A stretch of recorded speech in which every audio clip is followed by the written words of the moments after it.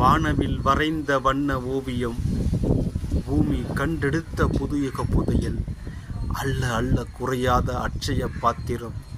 பொருளின் பொருள் சொன்ன பொருளற்றவர்களின் பொருள், உபரியின் மதிப்பை கண்டெடுத்த உன்னத மதிப்பு, வியர்வையே உயிர் பொருள் வேறென்று உரைத்த ஆணிவேர், உழைப்பின் மதிப்பை கண்டெடுத்த உழைப்பு, தத்துவத்தின் வறுமையை போக்கிய வறுமையின் தத்துவம்,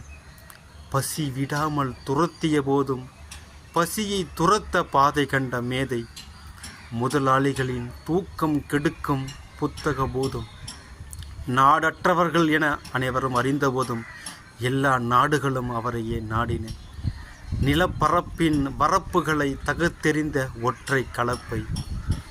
கண்ணீரில் வாழ்கிறான் கடவுள் என்று சொன்ன மனிதன், இதயமற்ற உலகின் இதயம், இரக்கமற்ற உலகின் இரக்கம், பொருளாதாரத்தின் மூலம் சொன்ன மூலதன ஆதாரம், இழப்பதற்கு ஏதுமற்றவர்களின் மூலதன பெரும் குவியல், அடிமை சங்கிலிகளை உடைத்தெறிய வந்த சுத்தியல், ஆளும் வர்க்கத்தின் வேறறுக்க வந்த அறிவால், எல்லா எழுத்துக்களையும் ஆயுதம் ஆக்கிய ஆயுத எழுத்து, வயிற்று நெருப்பை அணைக்க வந்த அடுப்பு நெருப்பு,